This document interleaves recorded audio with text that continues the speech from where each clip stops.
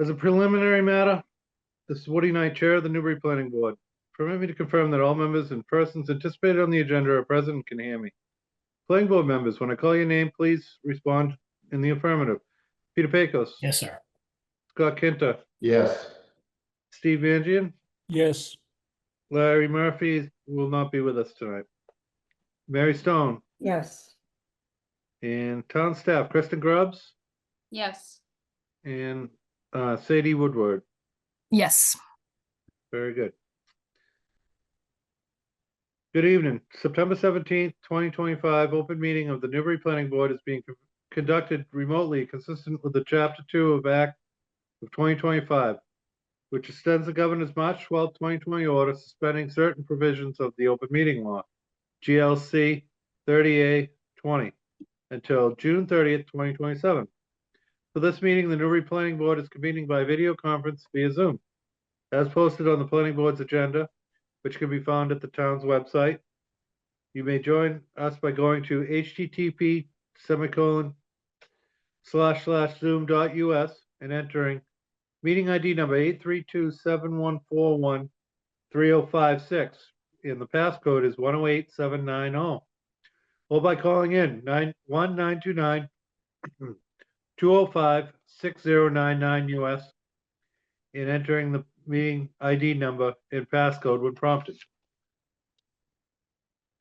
Please note that this meeting is being recorded and that attendees are participating by video and or telephone conference. The meeting is also being broadcast live through local access cable channel 9 and on Zoom and at https://newburytv.wixsite.com/TNCTV. And the recording will be available on the Newbury Access YouTube channel. Meeting business ground rules. Before we turn to the first item on the agenda, please permit me to cover some ground rules for effective and clear conduct of our business and to ensure accurate meeting minutes. As chair, I'll introduce each speaker on the agenda. After speakers conclude their remarks, I'll go down the list of board members, inviting each by name to provide any comment or questions or motions. For all attendees except board members and staff, please remember to mute your audio when you are not speaking. On Zoom, use the mute button. On phone, use *6 to toggle mute and to unmute. There will be an opportunity for public comment and questions during the public hearing. After board members have spoken, I will afford the public an opportunity to comment and or ask questions. I will see questions and comments through the Zoom raise hand function. Video conference participants, to raise your hand, hover over the bottom of the Zoom window below the photo gallery and click on the image of the hand that appears. Please ensure that your name is fully and correctly displayed on the participant list. Telephone participants, to raise your hand in a Zoom meeting, hit *9 on your telephone keypad. I will then allow questions and comments from members of the public who have raised their hands in the order in which they are listed, which is determined by the order in which the people click on the raised hand function. Each participant will be called on to provide his or her name and address, and then may ask a question or make their comment. Please do your best to keep your comments to 3 minutes or less. Your hand will be lowered when you have been given the floor for your questions. I will afford the applicant or his or her representative the opportunity to reply.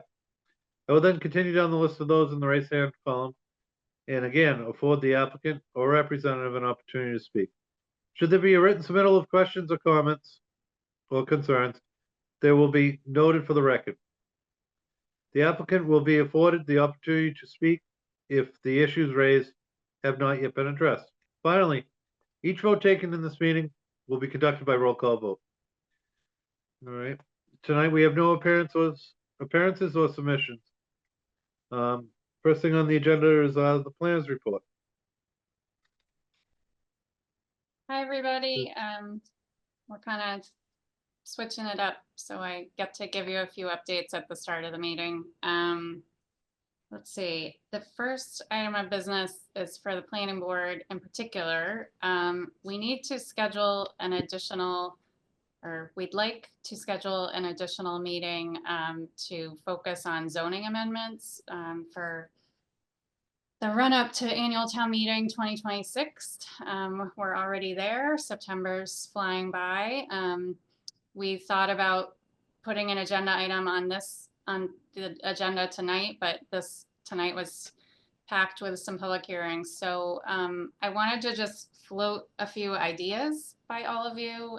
We can follow up by email, but the focus of the meeting would be to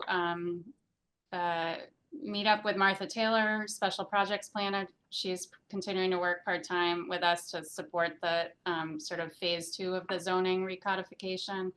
And also with Ian Burns, who's, you all remember, was lead planner from Merrimack Valley Planning Commission, who has technical assistance time for Newbury to help us with inclusionary zoning and some affordable housing zoning amendment considerations. So long preamble to say, I was wondering if the board would think a little bit about meetings either evening or morning. And if we're up for it, we could kind of vote on that tonight.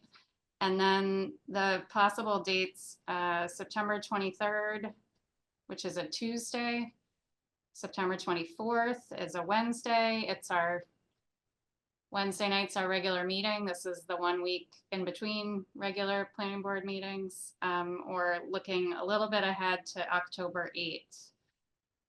So I know in the summer we met in the morning and we're the beneficiaries of some delicious bagels and coffee. I don't know, Woody, maybe could we just quickly do a sort of show of hands or something about preference for evening or morning? Yes, sure, definitely. Who's up for an evening? Yep. Who's up for who prefers morning, and do we think we can come up with a time that works? Because I know a lot of you work outside of your volunteer work. Kristen, will this be a Zoomable meeting? Good question, Steve. I think we were hoping it would be in person for this kind of a workshop discussion, but that's up for discussion as well. And if for some reason, Steve, you need to zoom in, we can probably figure it out. So Sure. Yeah. we definitely want your participation. Yeah. Well, I'll cast the first vote for a morning meeting. Okay. I would be unavailable next week and the week after, unless it was a remote opportunity. But in person, certainly October 8th. You know, we could figure that one out and I could make that work, or on our own.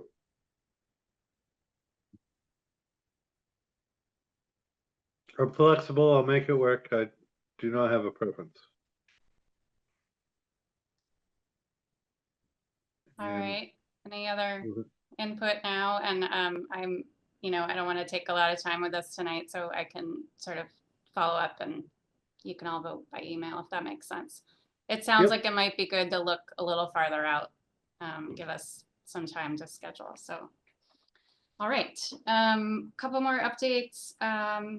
Friday, I represented Newbury at an open house, which was held at the Parker River National Wildlife Refuge. They're doing a planning project for their property, Plum Island, and all of the refuge lands, a lot of which, as you know, are found in Newbury. So they reached out to the municipalities. They're looking at ways to enhance their programming and their accessibility to all kinds of people, different kinds of recreational and other uses on the property. So that's sort of a 6-month planning process. So I think when they have more materials, I'll be interested to share them with all of you. I also wanted to report that the Board of Boston Committee has reached a final selection for the consultant firm to work on our trail project from Byfield to Newburyport. The RFQ went out in July. We had 7 really excellent proposals. So the committee has reported up to Tracy, town administrator, on that selection, and we will be announcing that soon. And then last thing, Steve, and I see your hand.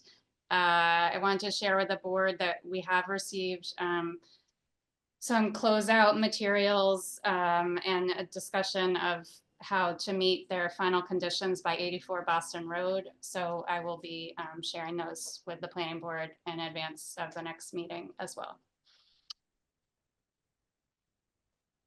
Happy to answer questions, and Steve has his hand raised. What do you got? Kristen, just as a point of information, regarding Fish and Wildlife, Yep, I got wind of, the project you described on like 12 o'clock noon on the last day for public comment to be submitted. And though I asked for an extension, I never heard back from them. But basically, and this is something I'd ask you to be cognizant of, in asking for an extension, I did make the comment that whatever they come up with, let's hope they can do enforcement, particularly if they're trying to enhance recreational activities. And I also reminded them that it should be wildlife dependent recreational activities and access. But again, I was stressing there needs to be a balance between the ability to enforce rules and regulations on the refuge if you're going to be inviting more people to be coming down to the refuge. I don't know whether you would have seen that brief note that I sent to the refuge director, but I can try and dig it out and send it to you since you're representing the town. sure, yeah. And I should say I wasn't, I certainly do not claim to represent all voices. So I absolutely think obviously they welcome public comment, but I'd be glad to take a look at your comments, Steve, and I can follow up with their project manager as well. So that would be great. I think there were, that issue was discussed openly, that in some cases there can be conflict between more people and the mission. And that's something they think about and are, working into their planning in a very open way, I think. So I think you're spot on about identifying that issue. Right, that could also come up again with that soon to appear information regarding the federal land access grant, which I know Ty and Bond is working on, or so I hear. And Yes, with that, I'll be done. thanks, Steve. Thank you. Okay, anything else, Kristen? No, I brought us on to 7:15. All right. So everyone look forward to Kristen's emails so we can set up a date for the meeting with Ian Burns. Because that would be nice to get that going. And,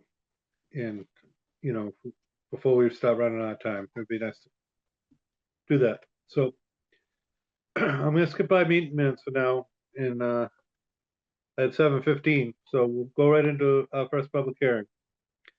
Public hearing continuance for 2-8 Old Point Road, level 2 site plan review. This is the Sunset Club. The applicant has requested in writing a continuance of the public hearing to November 5th, 2025 in order to resolve any open questions regarding the zoning board of appeals decision. So we'll be seeing them then. And I would entertain a motion to continue the 2-8 Old Point Road public hearing to November 5th at 7:15 via Zoom. So moved. Do I have a second? Second, Thank you, Pete. Thank you, Scott. Roll call vote. Peter Pecos, Yes. Scott Kenter, yes. Steve Mangian, Yes. Mary, Yes, how you doing? And I vote yes as well. Okay, on to our next public hearing. It's a continuance 100 High Road definitive subdivision, application for a 2-lot subdivision at 100 High Road. Assessors map R34, lot 21. Property owner Tom Nevy, 100 High Road LLC. Applicant representative John Moran, PE, and the Moran Cameron Group Incorporated. So on that note, I will turn this over to Pete and see you guys in a minute. Thanks, Woody. Just want to welcome the project representatives, Tom Nevy and John Moran. Do you have anything to update the board on with regards to the status or any new information for the application or any new submitted materials? Either John or Tom? I think, I don't think we have anything in addition to add. We appreciate the opportunity, the total transparency of the board to allow us to review the documents as they were being drafted and give our input at that time for consideration. And that was very helpful, and hopefully it's, it all will result in a much more comprehensive decision, and we're looking forward to that. So, Okay. but we have nothing further to add to the presentation at this time. Pete, thank you. Okay, great, Tom. Hey, Kristen, would you mind sharing our red line decision? Yes. So folks, this decision is going to look a little bit busy because there's going to be a bit of redlining and notations. But I'm going to ask Kristen to kind of go through the highlights of what we need to touch on. Yes, thanks, everybody. Thank you so much, Tom, for your quick responses to whenever I reach out. And also for your patience a little bit these past couple weeks, which have been quite busy. So we drafted a decision since the last hearing. The hearing is still open, so we can review the decision and if there are comments or discussion. So I don't think we need to spend a lot of time today. I think things are in good shape, but I wanted to just kind of run through the pages so that the board can see some edits that have been proposed since the draft you all received in your packet last week. So again, this is a 3-lot subdivision at 100 High Road named Cypress Hollow. Can you all see this? I can make it a little bigger. A little larger might be good. Yes, thanks. Yeah.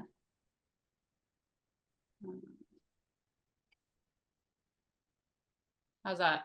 Perfect. Better. Okay, so the beginning is just sort of the cover letter about what it is. There's a project description. The red line are just edits and additions, no changes. So as you can read, pretty straightforward. Tom, I did want to just double check. Is there a pool still there, or was it a former pool site, pool area? No, the pool is still there. Okay, thank you. I just couldn't remember from the site. We did have a site visit, but I apologize, I forgot. So there's some additional detail around the square footage of the 3 lots. Around, again, this is just in the property description category of, what will be allowed by this decision. Procedural history is pretty straightforward, just talks about the process of the application, when the hearings were, who reviewed. Then there's a list of materials and information, a few minor edits, a few sort of reorganizing. We just listed the plan twice. That's what all this red line is here, just moving up the information of the definitive plan with the 7 sheets involved. I should say we have the benefit, the planning board had the benefit of getting Martha Taylor's eyes on this, who's reviewed and written many decisions with the board. So she was able to point out a few just minor modifications in language. So we just clarified that the applicant submitted as part of their plan that the lots would be allowed by right. And sheet number 3 on the plan shows that by right subdivision. But this is a project that is asking for waivers. So we just kind of reorganized in a format that has been used for other projects, listing the waivers by name, by section in the bylaw, by description of the waiver, and then the comments that sort of outline why this waiver is being approved by the board. Please feel free to, if anyone has a question on something you're seeing, just shout out. I think we can cover things as we go, if that makes sense, Pete. Perfect. So let's see. I think one thing that came up that I would just identify for the board, and Tom has provided additional information just late today. Thank you, Tom. The review was quite thorough with the fire department on some of these waiver requests. However, I do think it would be helpful to have a written documentation of the fire department's approval. There's been some email and other in-person meetings, but I did ask Tom if he can just connect with me, over the next couple of days and provide written documentation. We can follow up with the fire department if needed. I do know that they have approved this, but again, it's best practice and in our regulations that we should have a written documentation of that. So some of these comments on the side relate to just confirmation from the fire department. Kristen, along that line, so we're going from 22 feet to 20 feet. Is it going to be 2 feet of hard pack on either side like we did with Newman Road? Tom, or John, can you help with that? Help me answer that. Right now, the width of the roadway and the compacted gravel will be 20 feet as shown on the plans, the way it's set up right now, Pete. Did that road have curbing on it or a berm or anything put on the side of the road as well? No, I think the reason was, I think the fire department was looking for 22 feet. So if you have confirmation from the fire department, that'll help with this one point. So we can keep on going. That's great. Okay. We'll check on that. And there was one spot in the site plans that said 16 feet, which is just typo we found late in the game. So we'll correct that. I wanted to just briefly ask about this waiver request allowing for the roadway to be super elevated with a 2% cross slope across the proposed 20-foot width. I know that was presented in a previous hearing, but I just wanted to see if you could remind us about the need for this. The reason why is we had to create, according to the stormwater management regulations, we had to create a transfer of water from the road into a grassy swale and then down into a forebay and then into the infiltration pond. So where we were trying to keep the roadway, the minimum amount of construction of the roadway near our neighbor to a minimum, then we thought it would be best. And since the road was only 20 feet wide, we thought it would be best to super elevate it so that we can get all the water from the roadway to one side. And then we proposed a 6-foot wide grassy swale that goes all the way down the side of the road. So it was both for convenience and conveyance of all the water, and also to be sensitive to the construction activities toward our neighbor. Thank you. That's very helpful. So I'll modify some of the language to address the reason this is a good element of the plan. So the findings, essentially, well, any other questions on the waivers from the planning board, or we good? Okay.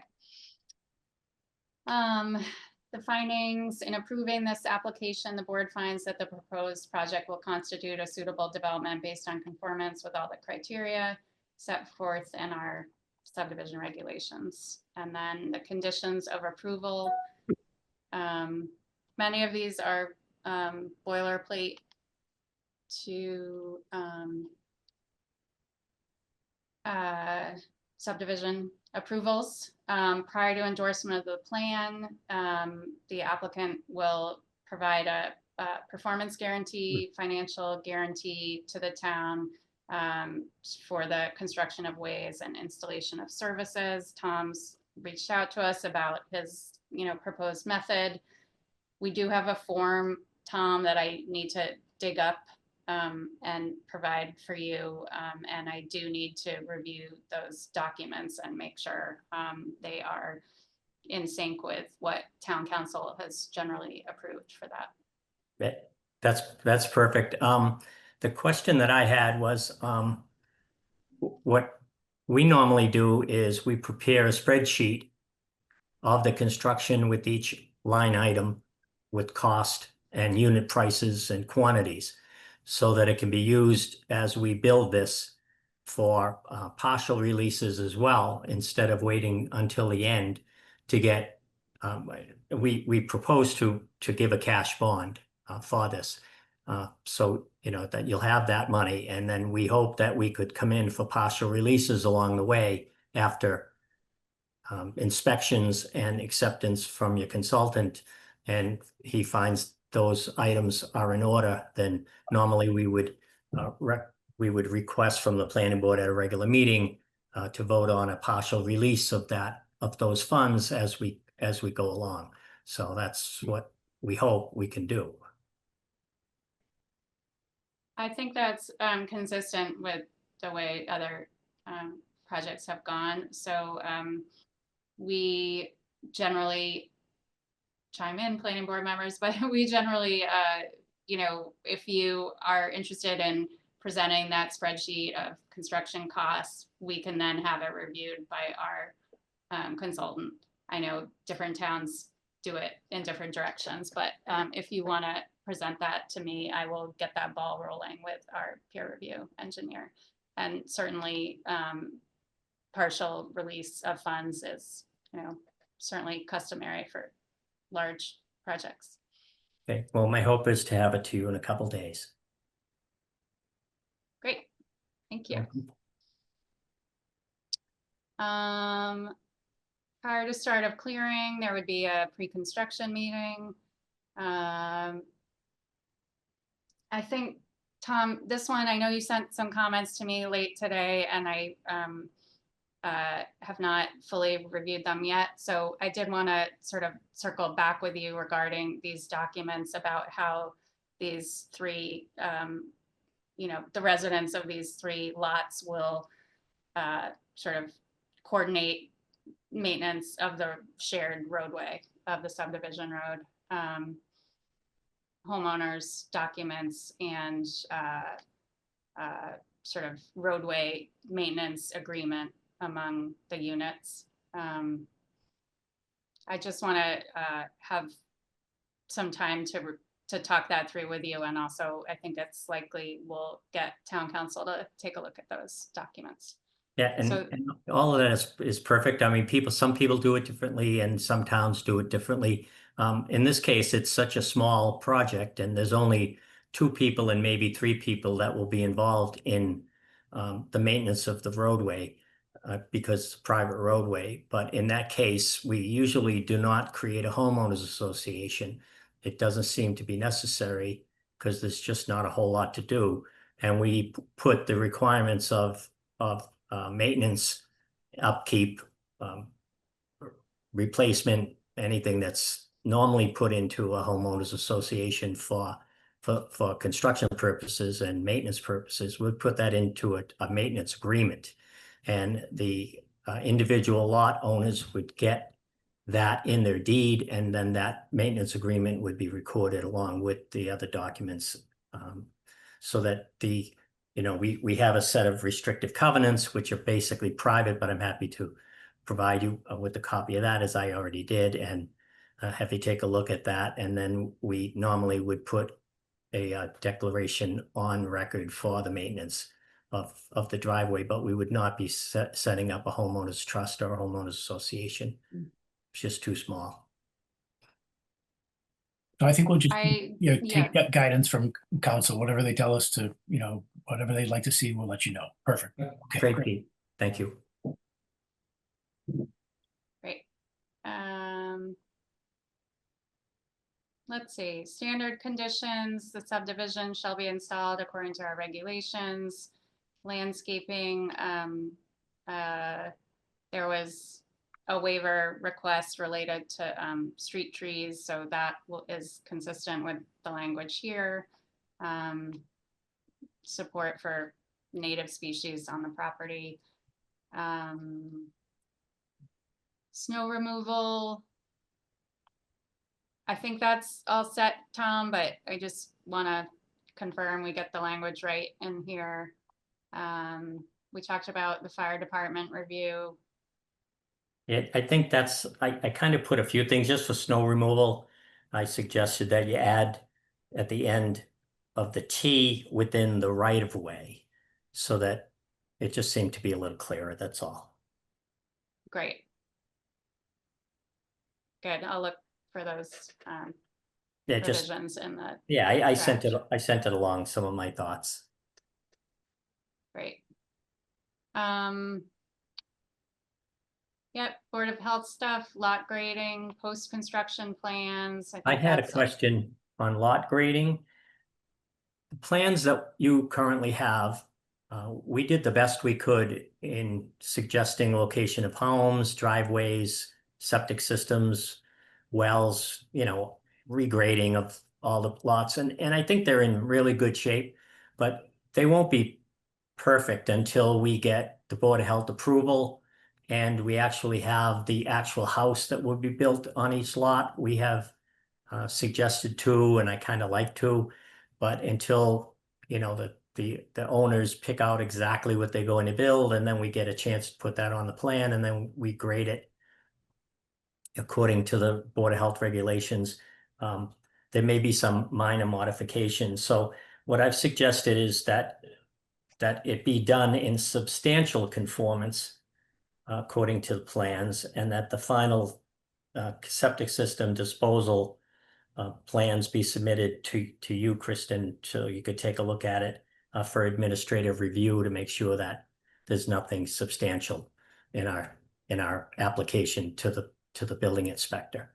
So I completely understand what you're looking for. I just don't want to give you the impression that those site plans are perfect, because they're not. They're pretty good, but they're not perfect.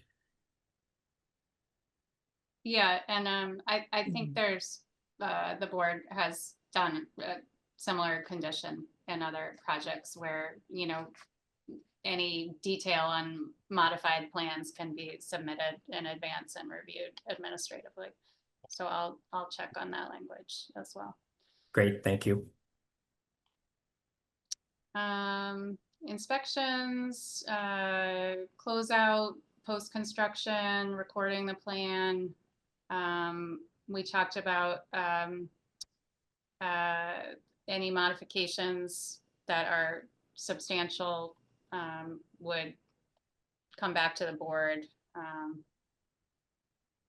I'm sorry, substantial modifications could require a public hearing. Minor modifications could be approved by the board at a public meeting.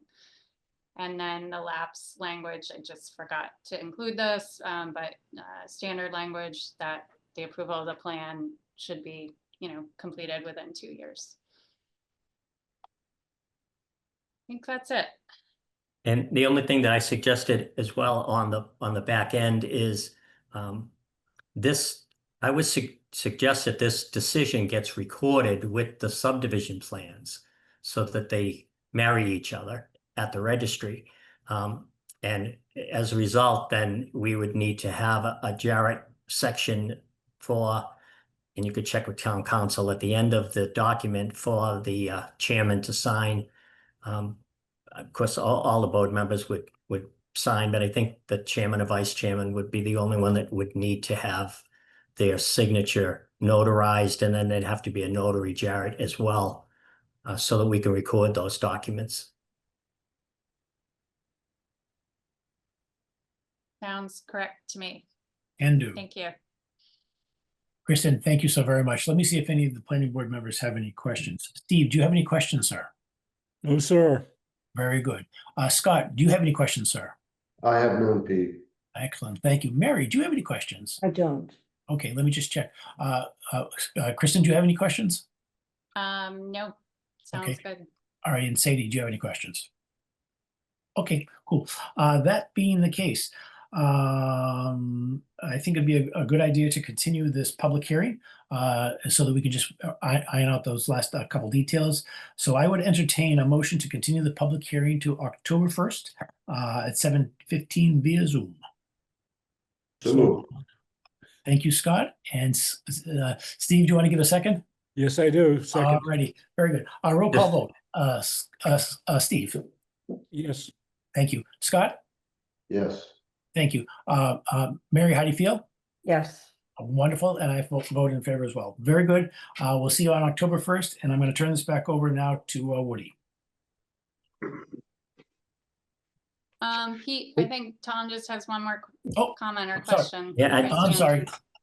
Thank you. Hopefully it's not a substantial, go ahead. It isn't, it's just point of clarification. So is your intent to vote on the decision once it's marked up and finalized at your next meeting? Correct. Okay, I just wanted to, We'll have to get the other stuff from legal back to make sure it's all good, and if everything dovetails, there we go. wonderful. Thank you so much. Enjoy the rest of your night. Thank you very much. Good night. Thank Thanks, you, John. Tom. Thanks, John. Very good. We'll move on to our next public hearing.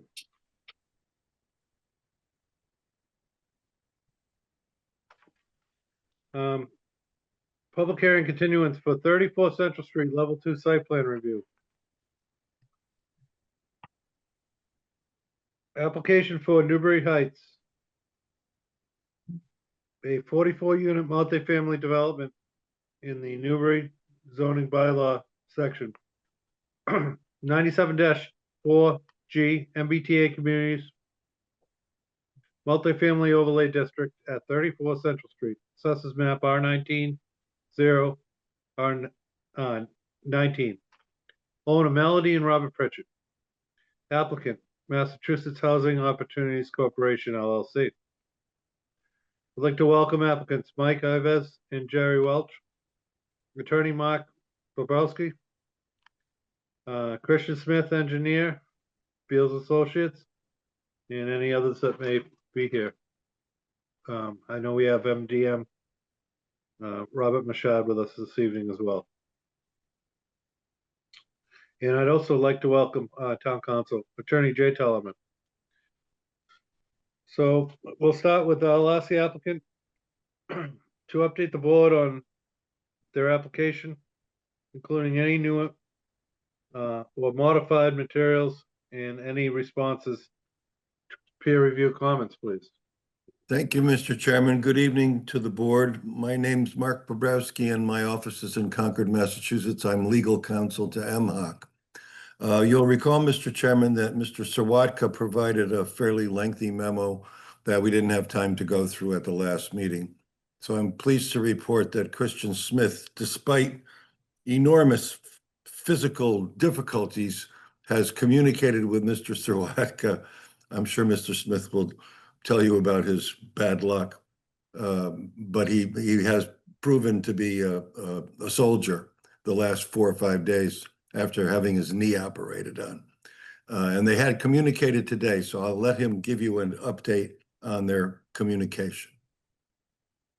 Yeah, thank you, Mark. Good evening, Mr. Chair, members of the board.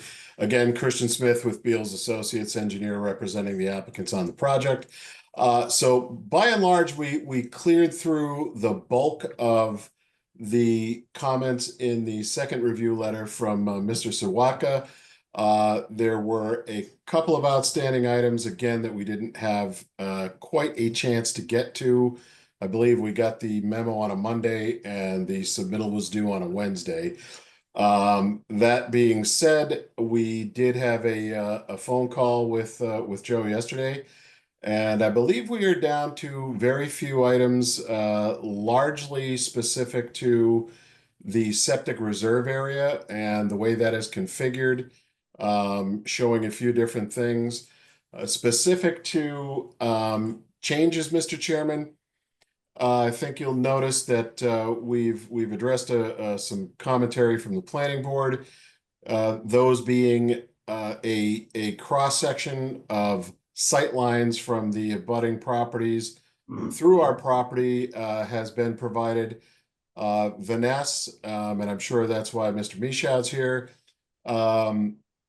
provided a site triangle for the connection to, or the, excuse me, the relocation of Central Court to Central Street. And then, you know, we provided the plan edits that we had been able to get done prior to the submittal deadline, including the landscape berm out behind Building 5 on the slope. That I think was the major thing that came out from the planning board. I think we did mention to you on the 3rd that the NO or notice of intent has been filed. There was a preliminary hearing on that. That was continued, and I do not have the date for that second meeting off the top of my head. But that is specific to potential wetland fill for a one-way exit onto Central Court from the property, which, if that's approved, obviously the entrance as it's shown now would become one way in. That is to try and keep my comments brief, where we've come since our last hearing. Okay, thank you, Christian. I'll start by turning to the board members for any comments or questions for the applicants. Pete, would you like to start? Sure. Woody, there's probably a lot of material that we have to touch upon, and I wonder if we start at the top of the hour on the topics, if we start first with traffic, because we asked the applicant to give us a what things would look like from Central Court and what the sightlines would be like, and we got their report, and we asked for the town's peer review to comment on that. So I'd like to turn that over to our peer review to make comments, if that's okay with you, Woody. Yes, that's great. Thank you. Robert, you have the floor. Thank you, Chair and members. Again, for the record, Robert Michaud with MDM Transportation Consultants. So we've had an opportunity to review the alternative access assessment, as it's called, as prepared by Vanessa Associates. That's a technical memo that was prepared and dated to September 10th. We've been in receipt of that for a little over a week now. And essentially, it incorporates some suggested access modifications that were discussed in prior hearings. We find that the submitted material is professionally prepared. It presents an appropriate basis for the technical conversation of benefits associated with that potential driveway connection to Central Court. We have no specific commentary on the impact that connection would have. It has sufficient capacity to accommodate the likely traffic activity for the site. But we know that such a connection to Central Court could affect very positive benefits from a safety perspective, having to do with how people leaving this development would eventually leave and get onto Central Street. So what I'd like to do is just Robert, would you like the actual diagram up before us? just so Yeah, we- I was going to suggest that I could share or you can share, whoever has access to the, if you don't mind, I could just simply do a screen share here because I know I've pulled it up on my screen here. So just bear with me for a second. Let's say share. It's possible it might not work. I can No. also, Yeah, it's not gonna let you. Yeah, you'd have to authorize me to do share screen. So if you have easier access to it on your side, that might be better. Okay. Yeah, we're working on that issue. It kind of popped up recently, but yeah, I'll share from my end. Great. Thank you, Sadie.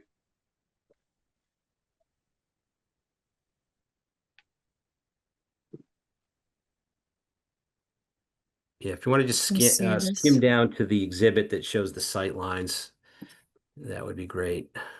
Yeah, perfect. Okay.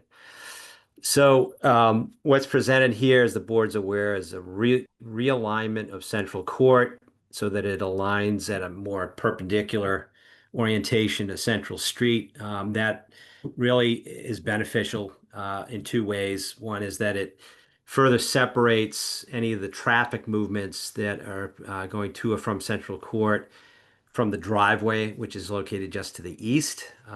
Under this concept, that realignment would allow about 150 feet of separation between those two locations and would place Central Court more centrally between Fruit Street and the driveway, right? So that's one benefit.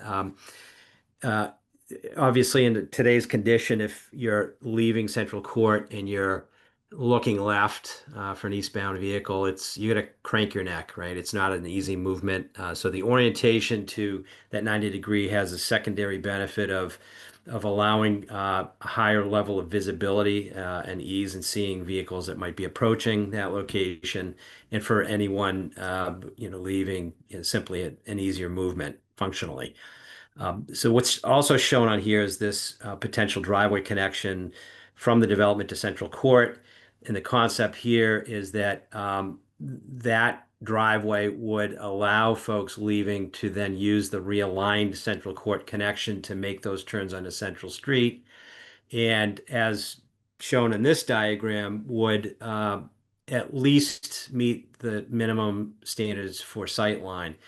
Our commentary on that is we don't disagree with anything that's shown on the plan at all. It's presented professionally and accurately.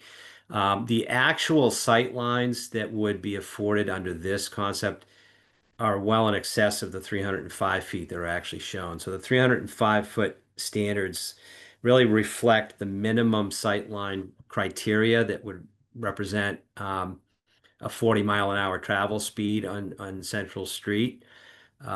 In reality, you could achieve just under 400 feet of actual sight line for folks who are traveling toward the highway westbound, right? So this particular diagram shows the minimum, but in reality, there's more sight line that is presented on this diagram. So this new driveway would in effect allow for a greater sight line at a location of Central Street that is more appropriate in our view, is safer, and provides more sight line. So we don't disagree with what's shown here. We're just suggesting that this orientation is ideal. It's optimal relative to what was originally proposed further to the east. And as Chris had mentioned earlier, if that driveway connection is made, that would allow the Central Street driveway to be converted to an end only, and that in effect would reduce some of the vehicle conflicts that are closer to where that vertical crest in Central Street is and where the curve exists in Central Street. So from a safety perspective and a sightline perspective, this is an optimal solution that we think is worth pursuing and hopefully would actually be allowed through the Conservation Commission process. The other benefit of this, and it's significant, is that it affords a secondary means of access into the property. The International Fire Codes would actually suggest that for projects that have 30 or more units, that secondary access is actually recommended and appropriate, and that's what this achieves. Just take a scenario in which, for weather reasons or other reasons, tree falls, whatever, there's some impediment to the driveway on Central Street. This alternate driveway would provide a secondary means of getting fire apparatus or police or other responders, ambulances into the development under those types of scenarios. So from the perspective of emergency response and secondary means of access, this is a superior plan. And it would meet those recommended standards for that the fire folks are typically looking for on projects like this. Finally, I'll note that this sightline issue is not this plan is not only able to achieve a much longer sightline from the perspective of minimum standards, right? Almost 400 feet versus the 305 feet that ordinarily would be available for that initial concept. It actually would provide sufficient sightline to meet what's known as the ideal sightline, which is a much longer standard for the ambient or the regulatory speed limits that exist on Central Street. So from those two perspectives, much better plan. Finally, we know that the police department had indicated a desire to have some driver feedback signs, driver speed feedback signs. We think that's appropriate. It's a good suggestion. And we also know that those types of features actually do have a benefit of reducing what are known as the 85th percentile travel speeds on roadways. In this case, the regulatory speed limit is 35 miles an hour. The submitted materials indicate that the 85th percentile travel speeds are actually several miles per hour above that. The implementation of driver feedback signs along Central Street, one in each direction, through federal studies, through federal highway, have indicated that you can achieve up to about a 4 mile an hour speed reduction of that 85th percentile speed. So what that would in effect do is take the higher speeds that currently exist on Central Street and meter them down to be more in line with these regulatory limits. And that would, of course, have the added benefit of reducing the need for sight lines in and around the site. So those are our three principal comments. We like what we see in a concept here.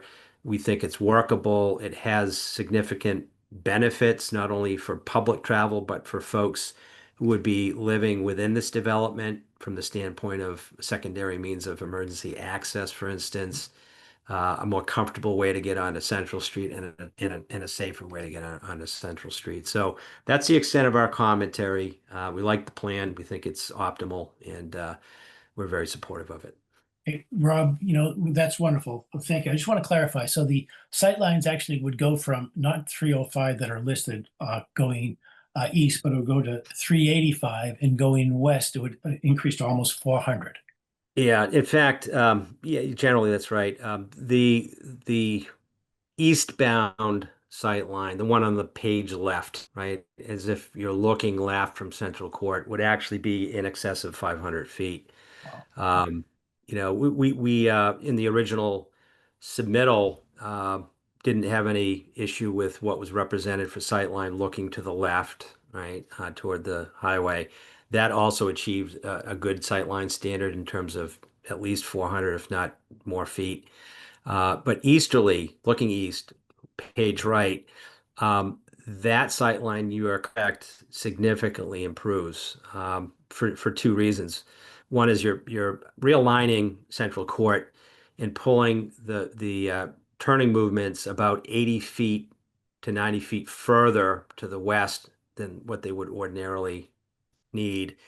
And you're having folks from the development turn at that location rather than the location that's closer to that vertical crest and the vertical curve. So you can achieve at least a 385-foot sight line there. It's probably more than that. We didn't use any survey equipment to provide a specific measurement, but simple math would suggest that the original driveway was able to achieve a 305-foot standard from where the driveway is shown. We're simply shifting those movements, further to the west with the relocation of Central Court and the alternative driveway, and you're adding at least an additional 80 feet to that sight line. So vastly improved sight line at a location that is more optimal. Wonderful. And so we go from a minimal standard to an ideal standard. That's correct. Okay, that's great. I appreciate that very much. Woody, I don't know if any other board members want to have any traffic comments. Yes, is there any, please speak up. Is there any board members that would like to ask Rob a question? Or make a comment? I have no question, but I really appreciate the effort here. Very much so. Thank you, Scott. Yes, well done. No questions. Okay, great. Thank you, Steve. And I appreciate the effort here too as well. I think it's important, and it shows that this option could really make this a much safer intersection. So Great. moving on. So Woody, Go ahead. Do you have anything else? yeah, I know that I did have a conversation with our chief, and there's a letter, I think, in our as a matter of public record for our police chief's comments, and their desire that to have 2 access points is much more desirable, and their a request for the applicant to try to make part of this application have those speed modification signs in place. So I think these are all positive safety approaches that we're going at. So those are my questions on traffic. And I don't know if Christian, if you want to respond to any of those, or if you're comfortable with what's been said. No, I'm comfortable with what's been said. We really got no follow-up aside from Vanessa Associates. I mean, our traffic consultant, aside from, this is what we received from MDM. None of this seems, contrary to their belief as well. And we will certainly add the speed control signs either side as recommended by the police chief as well. That's great. That's great.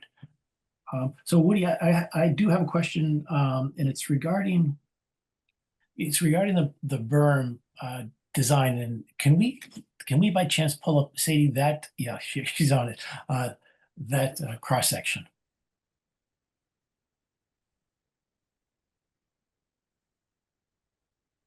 And Sadie, can you make that bigger by chance? Because I have old eyes. That's beautiful. Well, that makes 2 of us, Peter. Yeah, really. So I thank you for doing this. This is helpful to you might need to make it a little bit smaller just so we can catch all of it, Sadie, or I don't know if we can move it up and down. Beautiful. Okay, so the top picture is what would be happening at the initial design construction, and then a few years down the road, and then further down the road. Now, Christian, do I understand that this berm would be basically where the reserve area is? It would be within the reserve area. But I guess the idea is that if that reserve area is ever, which is in my opinion unlikely, utilized for a replacement field, the existing vegetation would have to be disturbed, or this would have to be disturbed. Okay. And where in this diagram does the reserve area end up landing? Well, it is probably, oh, you can't see my mouse. That's not helping you at all. Probably roughly right where the berm exists. The beginning of the berm or the entire berm? Pretty much, I believe it encompasses the entire berm. Okay. So if catastrophic failure of your 3 septics and the reserve had to be utilized, then the berm would have to be reconstructed? Correct. And the vegetation would have to be replaced? That's right. Okay, and so we're talking about spruces, and it looks like spruces that are gonna grow to be 40 to 50 feet.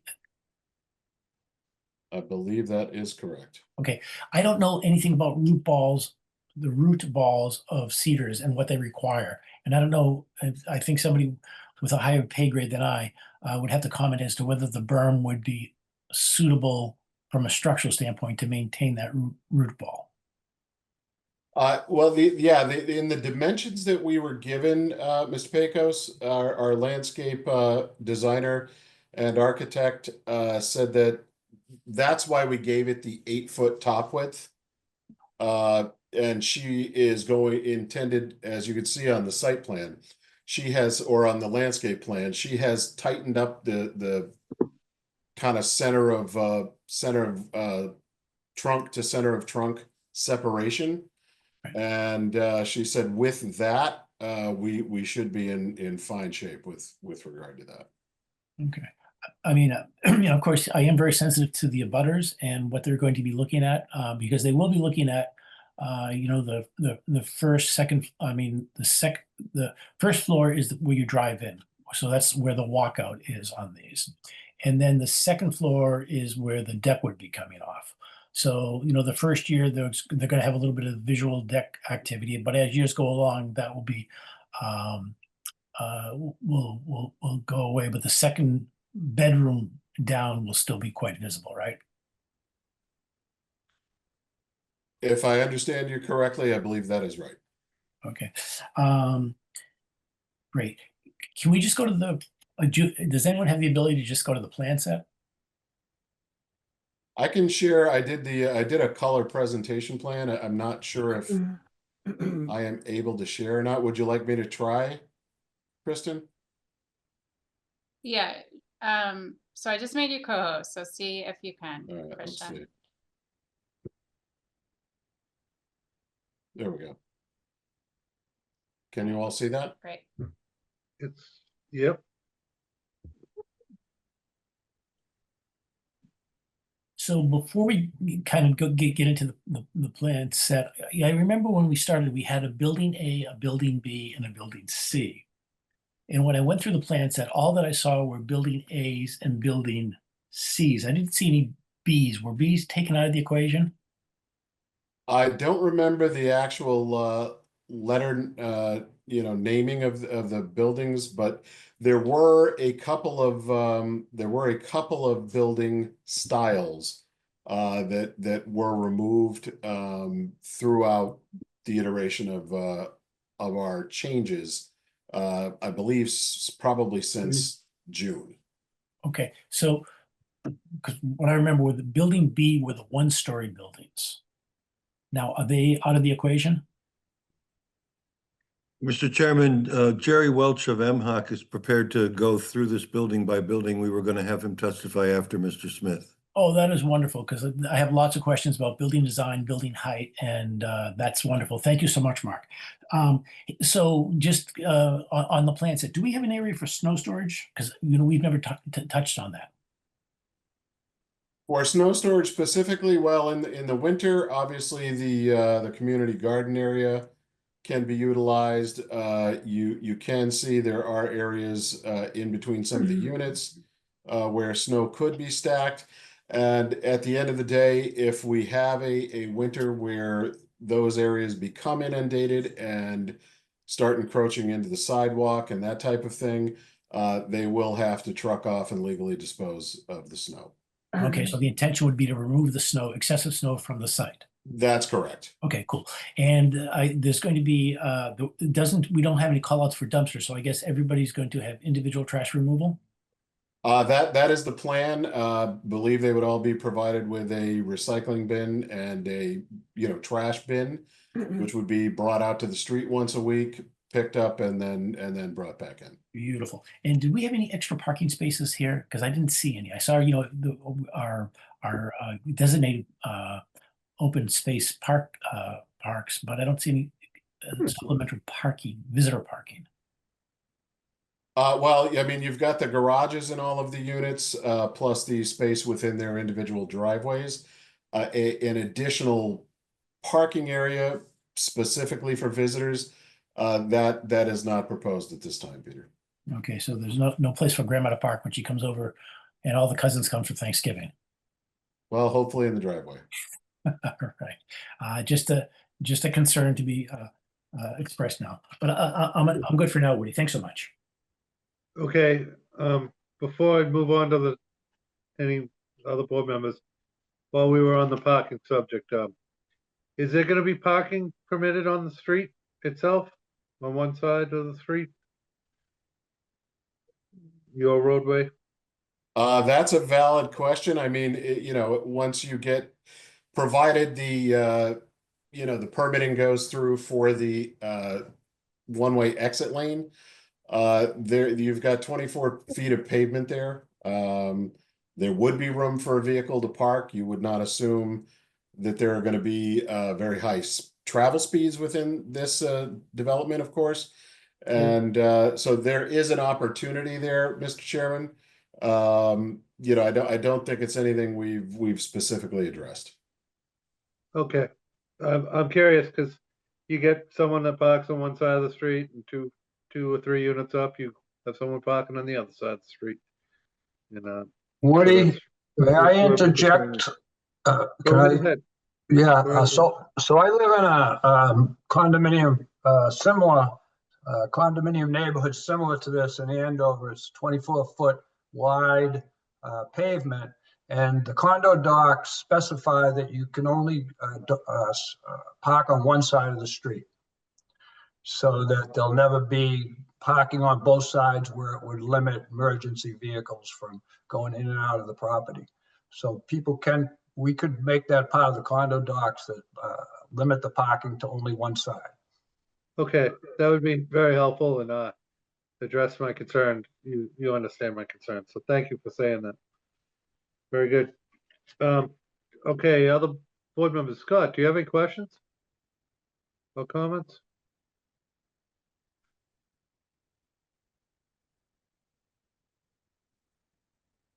Can't see Scott. No, no questions. Thank you. Okay, Steve, do you have any questions or comments? I may come up later, but I'm curious as to whether, an exit to Central Court would require any fiddling with the location of the buildings. Okay.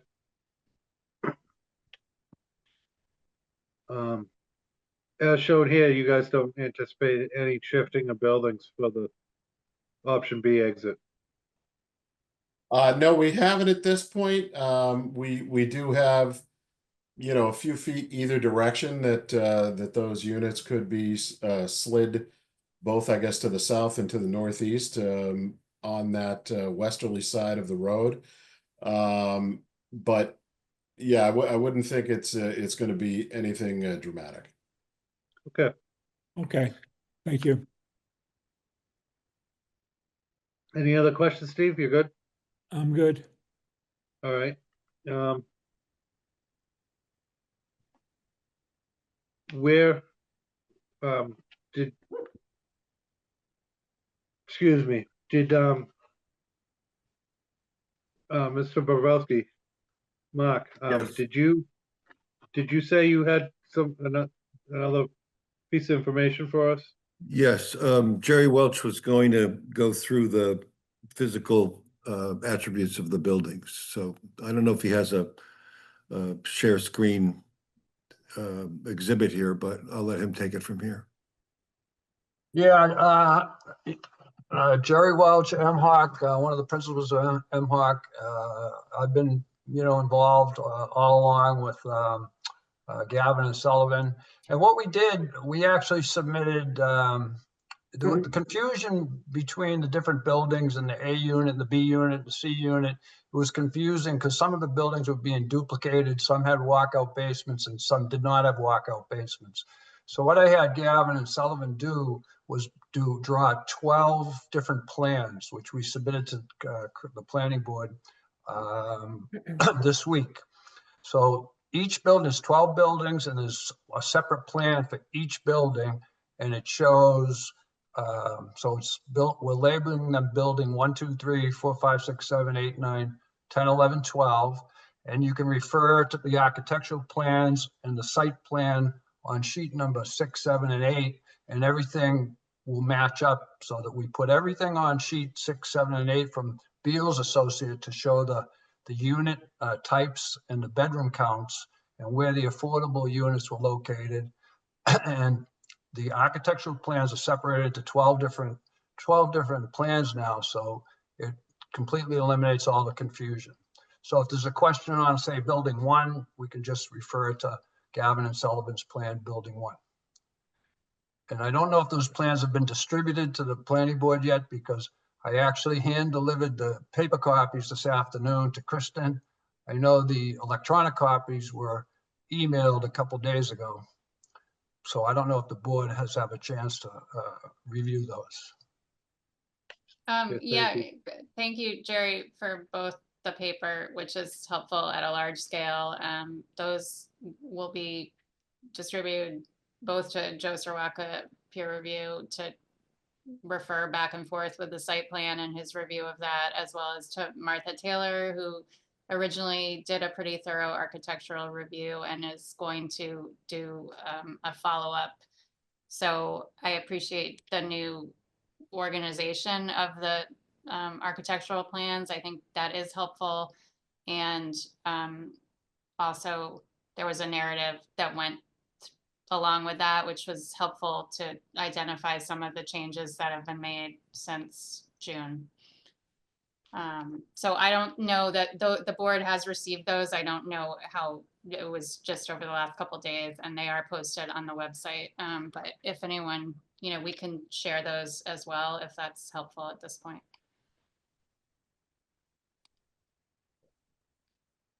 Would it be useful to the board to, are you saying, Kristen, that you can put them up on the screen? Yes, I believe we can, or Well, I'd like to, if they're available and Jerry can walk you through them, and perhaps there will be questions. I think it's a good opportunity for us to make some progress here. Yes, I agree, Mark. thanks, Sadie. Can everybody see that? Yep. Okay. So I don't know, Jerry, do you want to drive on this description? Well, I don't know if these plans haven't changed since June. They've just been reorganized so that they're easier to, look up. If you want to look up building 1, you can see the grades, the elevations, all the materials have been listed. The cut sheets have been given to Martha, and they're on, Kristen has them as well. I believe they're posted on the website. 12 buildings, they're all listed. The unit numbers are on sheet number 6. You can refer to sheet number 6 on Beals's plan that shows all the type of units and the bedroom counts. And then if there's in the location of the 1 bedrooms, the 2 bedrooms and the 3 bedrooms, as well as the 4 locations of the 4 affordable units. So on sheet number 6, we have listed the 4 affordable units as being, they're listed in the narrative. They're listed on sheet number 6 is where their location is, and they're spread out across the site. So in case the project is phased, the affordable units won't be all in one phase, or they won't be saved till the final phase. So they're all spread out. So if there's a particular question about a particular building, we could certainly just flip to that building and look at it if the board has questions on a particular building. But they basically speak for themselves as far as the architecture goes. Woody, if I could, so if I went through the plan set, and what I pulled out is that the affordable units will be in building 2, number 2, building 5, number 2, building 7, number 3, and building 9, number 3. Is that correct? I didn't quite understand the question. Sure. I just want to make sure I know where the affordables are going to be. Yeah, I think you are absolutely correct, Peter. Beautiful. Yeah. And if I read that correctly, all of the affordable units are all 2-bedroom. Yes, that's correct. Was there any intent or any thought of making any of the affordables 1-bedroom? Well, we've done a number of 40B affordable units throughout the state in the past, and we find that two-bedroom condo units are the most attractive and the most sought after, because usually it's entry-level families or couples or even singles that want these units. That's why we provided, you know, there's 36 two-bedroom units, there's 4 one-bedrooms, and there's 4 three-bedrooms. So the two bedrooms are the most attractive and the most wanted. So we would certainly could switch that if the planning board wanted to do that. But we can let Mark chime in on that. He's done so many of these affordable housing unit projects. But we thought it's more appropriate to have two-bedroom affordable units. It meets the needs better of the potential owners.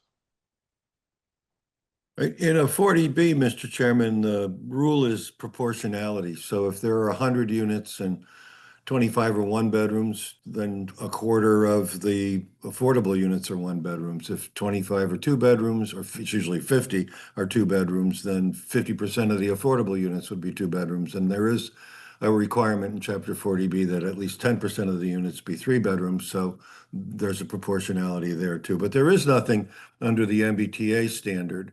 So we just picked what we thought would be the best answer for the largest number of customers, because the odds are people would prefer two bedrooms over one. Great, Mark, that is useful. I'm just trying to see if, you know, elders that might want to downsize, or if we want try to deem any one of these handicapped accessible, because if they're multi-floors, because that's why I drilled back to building B, because that was in the plan set originally. Building B was a one level, where the garage then led into the living room kitchen area, and there was a bedroom on the second floor, but it could be handicapped accessible in the first.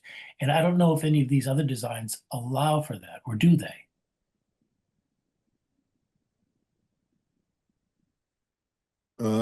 Jerry, do you know the answer to that? Yes, I do know the answer to that. So the one bedroom units are units number 1, 2, 7, 2, 8, 2, and 9, 2. Pete, and those are all easily converted to I think handicap accessible according to the architect. But we could double check on that, and we could give you a list of what units would be suitable for adapting to that. And certainly if there's a customer that would come in and request that, we would obviously oblige the customer and be able to set up a unit for that. Wonderful, Jerry, because I'm just sensitive to that. Thank you so much.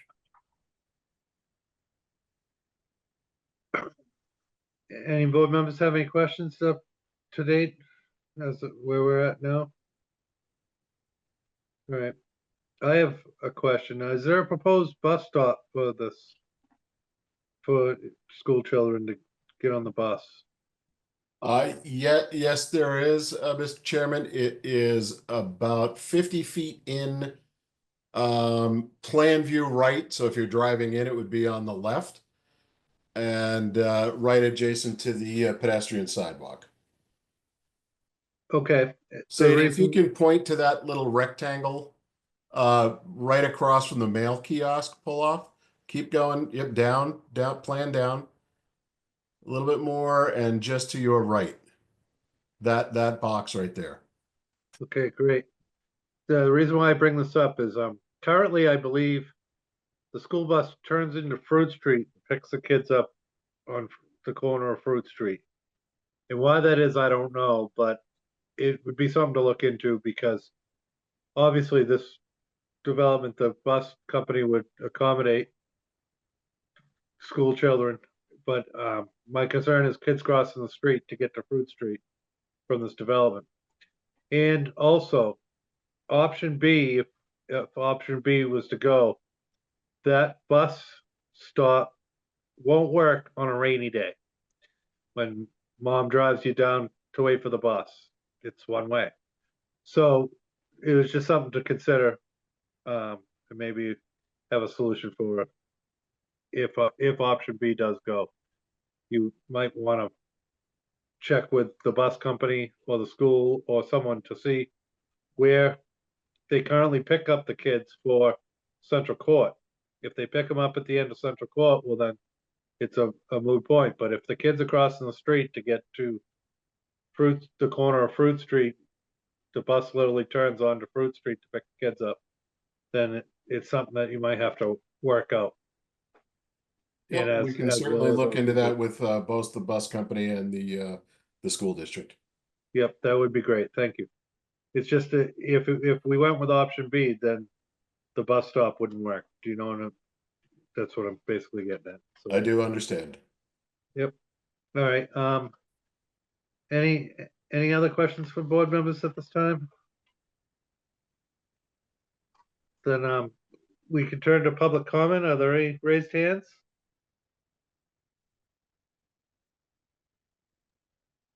Yeah, you have a raised hand from Nino Scuderi. Okay. Please state your name and your address for the record, and please state your question or comment, please. Yes, Nino Scuderi, 3 Central Court. So I have concerns with the leach field location. There's 2 concerns, I guess. One of them was in one of Joe Shawaska's letters. He had said maybe putting a butter's locations of septics and wells. So my well is located right on the screen right now where that turnaround is. Like you see my driveway, and then there's like a little pot that sticks out. My well location is right around that area. So the leach fields, I think, are right at the corner of my property. And very close, it seems, leach field 1 to the property line. So I don't know what the town's guidelines are for that. And then if it's within I think it's a 100-foot boundary to be away from a private well. So I know Joe had mentioned that in one of his letters to maybe post where the wells and leach fields are for abutters. Yes, and we can certainly, Mr. Chairman, have our surveyor locate that with Mr. Scuderi's approval and authorization. Yeah, that'd be good. Just a clarification question. So you're not on Byfield Water District, you're on your own well? Correct. Okay, thank you. Any other questions or comments from you, sir?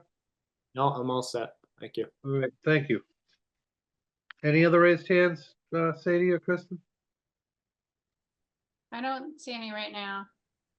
Okay, We did receive one written comment letter, Woody, which has been posted on the website. It was from Jacob Murray of, what's his address? Sorry. 15 Parker River Drive. So that letter has been, as I said, posted and shared with the planning board.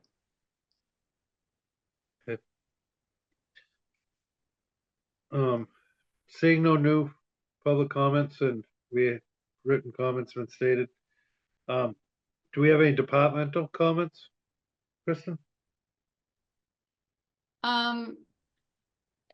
We've mentioned previously the police chief comments I believe have come in since they have come in since the last hearing. I don't believe any other written comments have. Again, reminder that Joe Sirwaka is serving as sort of fill-in Board of Health agent since our health agent has recused. So his comments are associated with Board of Health as well. So I'll just chime in. I appreciate Mr. Scuderi's question, and I'll make sure we can kind of follow up on that with Joe and the Board of Health. Yeah, and if I could just quickly interject, Mr. Chairman, Yep. that was one of the comments from Joe's in Joe's recent review memo as well. And now that we've gotten verbal authorization from Mr. Scuderi, that should not be a problem to get that field located. Thank you. And also, just because I forgot to mention if you could mark the snow storage on your snow storage areas, that would be great. Absolutely. Yep. That would be, yep, I know they've been verbally discussed, but on the plan would be great. Yep. All right, planning board members, do you have any questions before I turn to town council? See if they have any questions or comments? No, seeing nods, no, so, Jay Tellerman, do you have any questions or comments for us this evening? No, I don't. I think that we're at a point, I know that I don't want to steal Mark's thunder. My guess is he's going to be seeking closure of the hearing, and then with the acknowledgement that there'd have to be a number of conditions that address some of the issues that are still not quite finished. I think that's the question before you. I've been following along. Kristen's been terrific on marshaling all the information. I think Bob Michaud's report was really rounded out that stuff. We have some work to do in and around some conditions around that secondary axis and the rotary realignment. But I don't see anything particular from a legal perspective here. Thank you, Jay. Woody? Yes, go right ahead, Pete. Yeah. I was able to talk with police to get their additional comments on this modification with court. I haven't had a complete conversation with fire yet, and I know that they might have a couple concerns. And so before I would want to close this, I would want to make whatever their comments are part of the record. Christian, I know that you've been very patient as we go through this process. This is a significant project, and we just want to make sure that we're thinking of all the things we need to think about and address all those concerns. So that is my only comment. Mr. Chairman? Yes, Mark, go ahead. So Jay is correct. I let him know earlier with a voicemail that I intended to ask the board to consider closing the hearing tonight. I'm not going to pound the table about it, but I think we've made enormous progress with Mr. Michaud giving a very positive report. Mr. Smith addressing most, if not 90% of Mr. Sawatka's comments. Jerry providing some feedback on the architecturals, discussions on the berm. I really am of the opinion that with perhaps one or two minor missing pieces of information, everything that's left can be addressed as a narrative condition in the draft of your decision. And I think my client, MHOC, has done a great service to the town by moving in the direction that you ask them to move in with regard to public health and safety, especially with regard to traffic-related issues. So if it goes 2 more weeks, and we have a very clear understanding as we end tonight's session of exactly what is to be delivered and what will be the focus of the next meeting, and that's it. I'll warn you that I will be more insistent if the next meeting is 2 weeks out and we don't close, because this has been really well reviewed by you, and we appreciate that. Thank you, Mark, and I respect your comments.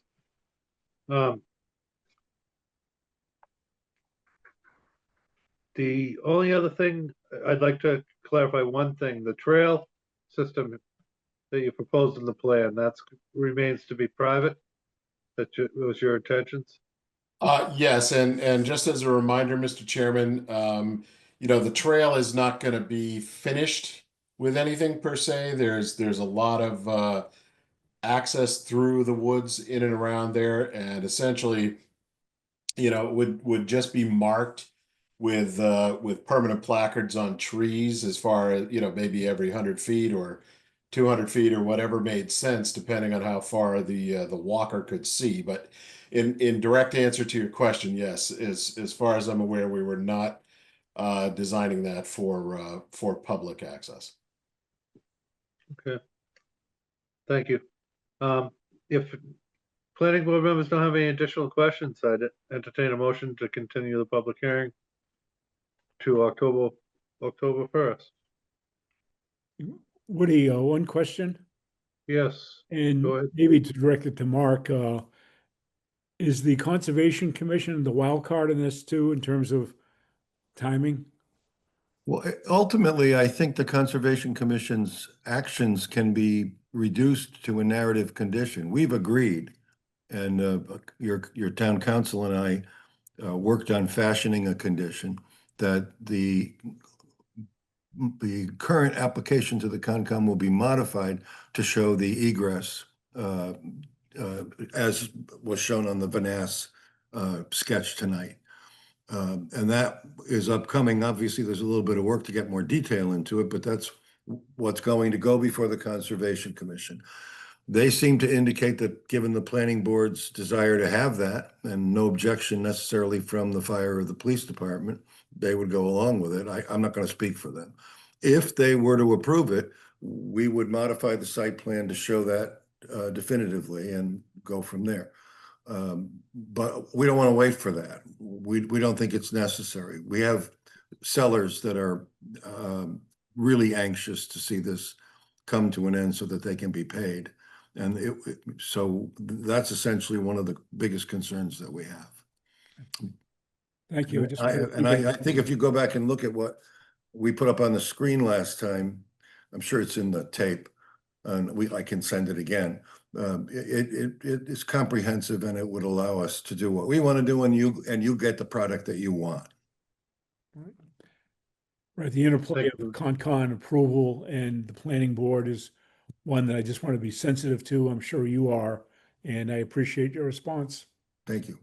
Mark, can you clarify though? Because I think I heard Christian mention that you've already amended the NOI or to include this, because I think our condition contemplated a different sequencing.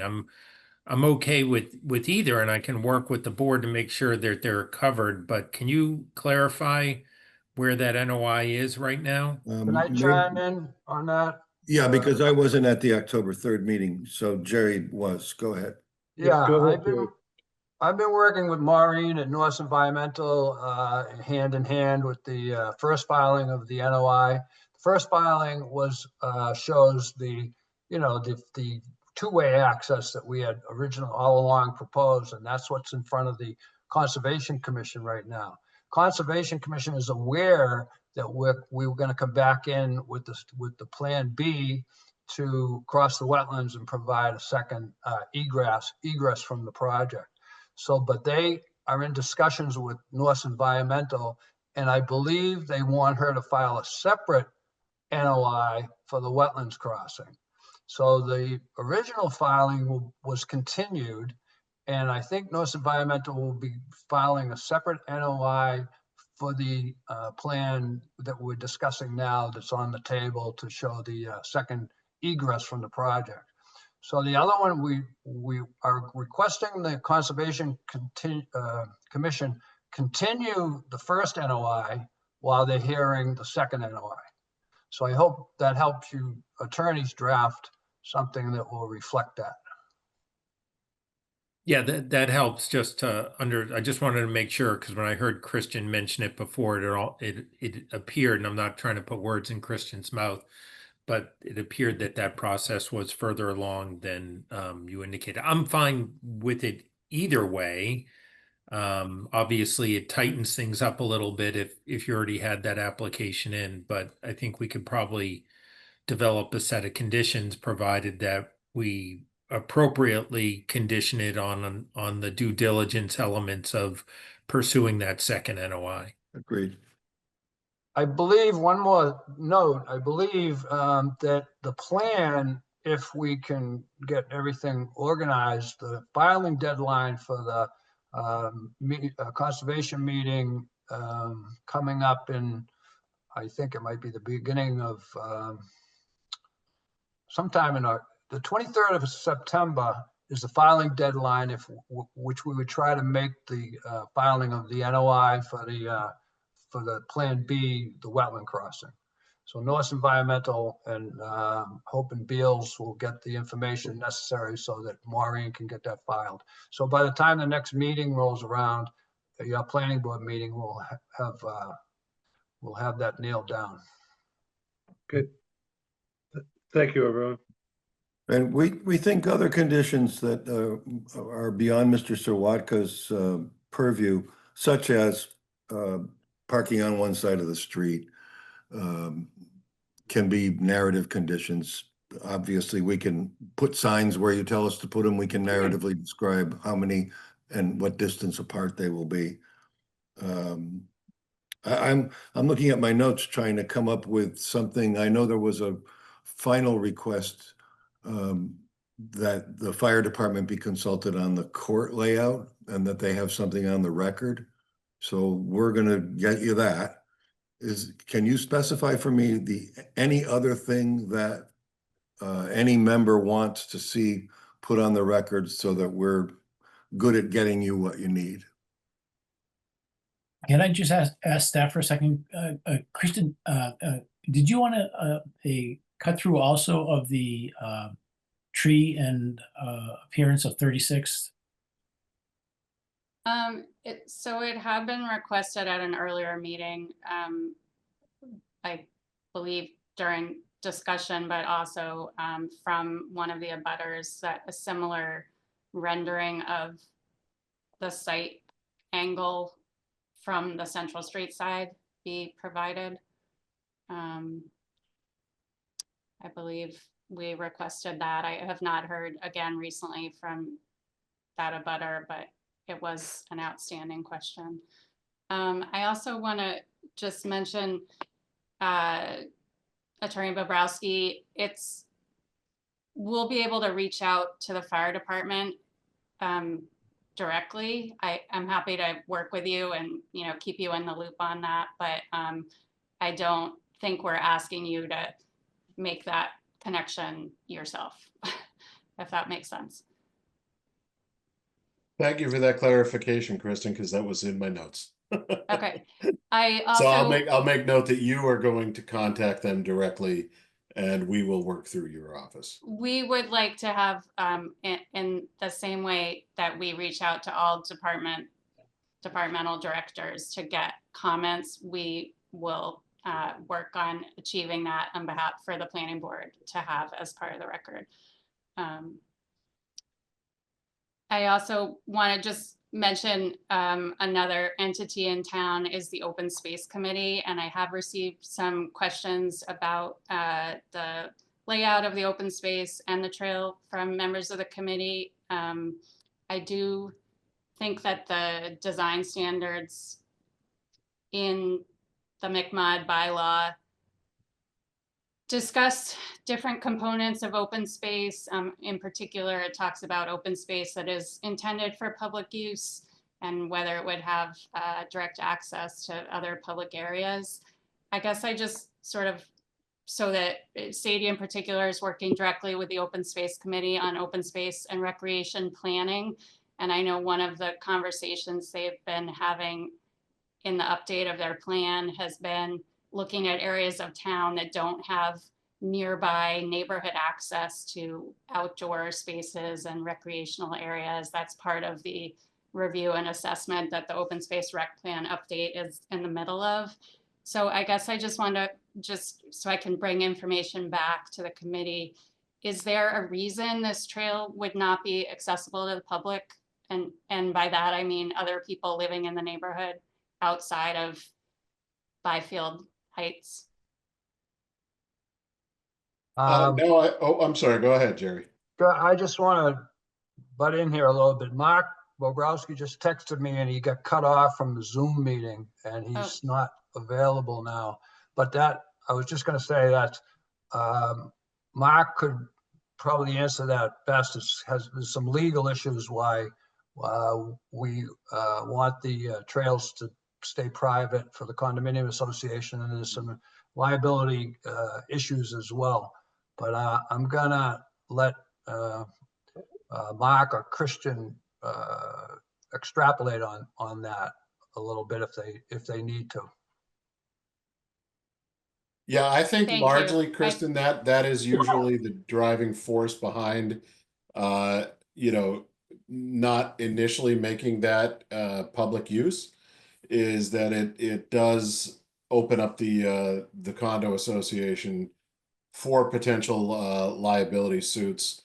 But again, we can clarify all of that with Mark and you know, move through that in the next couple of weeks. Thank you. That would be great. I think the planning board has done a good job in some other open space subdivision approvals to, you know, provide for public outdoor open space use. So that, I look forward to hearing more about that. Thank you. Mark, you're back with us. Okay, great. You're muted. Did- Mark, yep. Are you still on our case or have you finished? No, we were still here. Okay. Concord has renowned bad cell service, and I live in a hole, so there you go. I'm in a tough neighborhood myself, Mark, so. Understood. If no one has anything else, I would speak up or hold your peace. I'd entertain a motion to continue the public hearing to October 1st.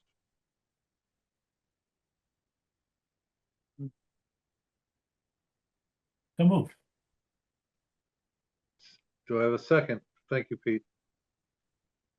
Second.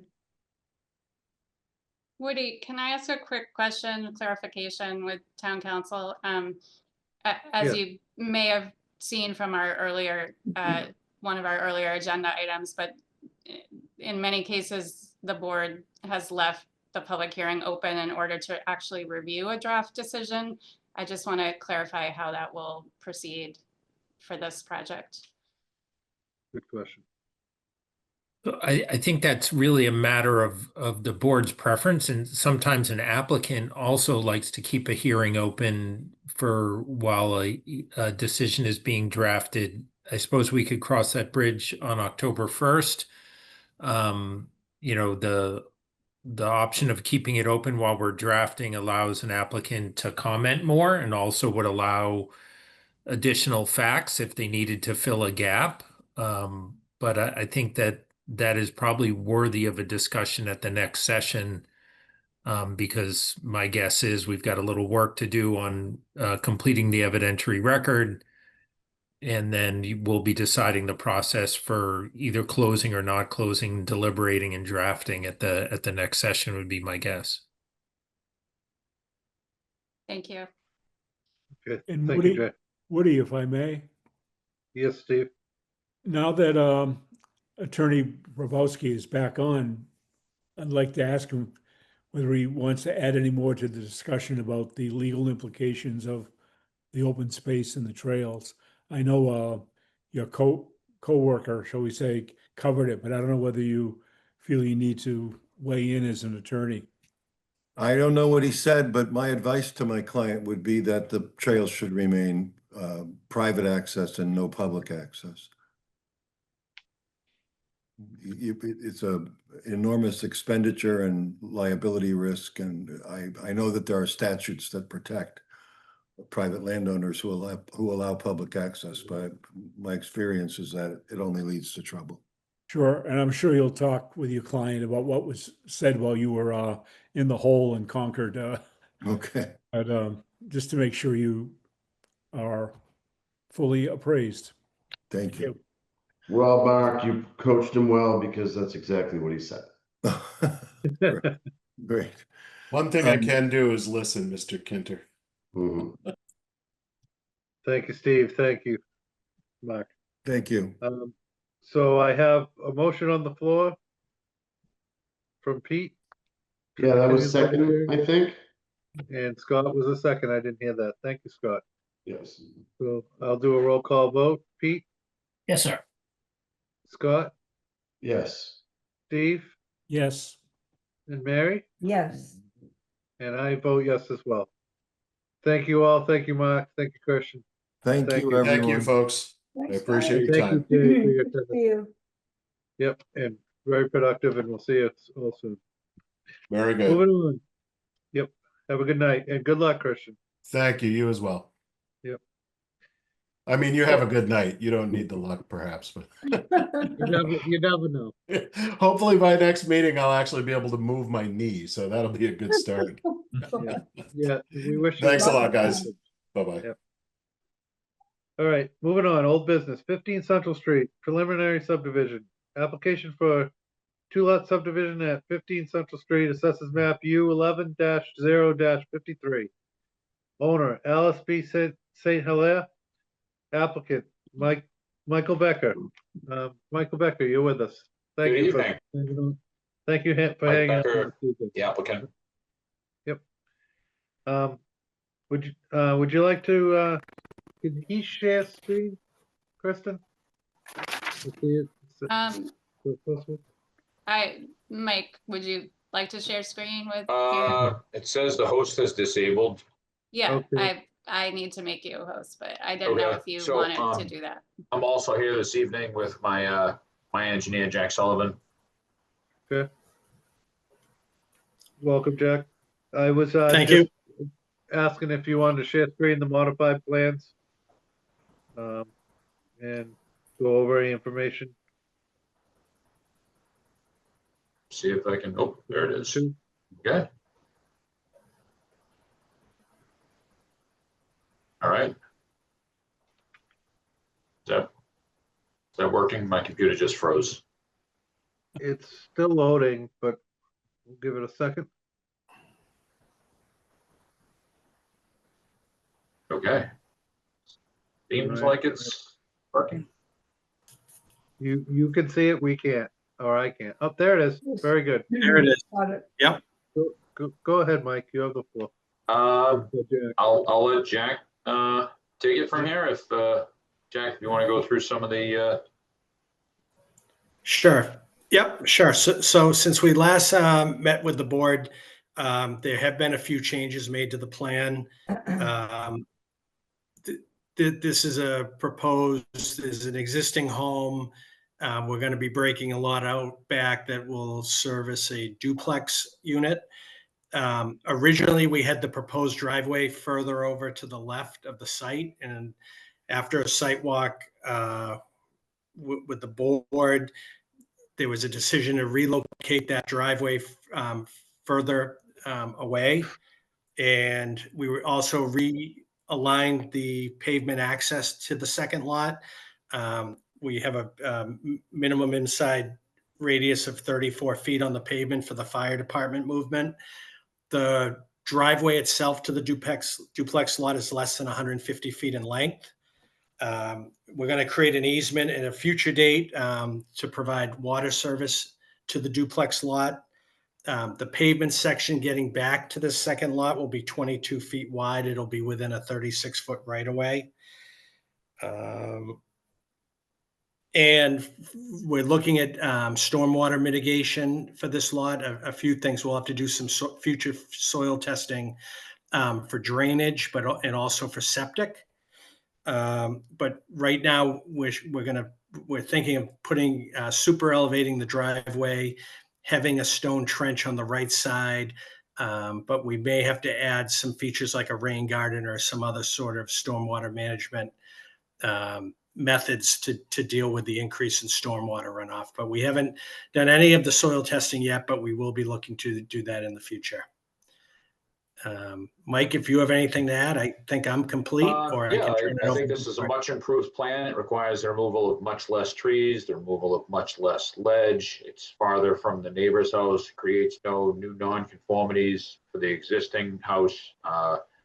It will provide better access for a driveway for the existing house, where the current driveway could potentially be blocked by an easement that I don't have the specifics on. But as I understand it, the easement in the lower right-hand corner of that lot allows the adjacent property to park there, which kind of blocks the driveway.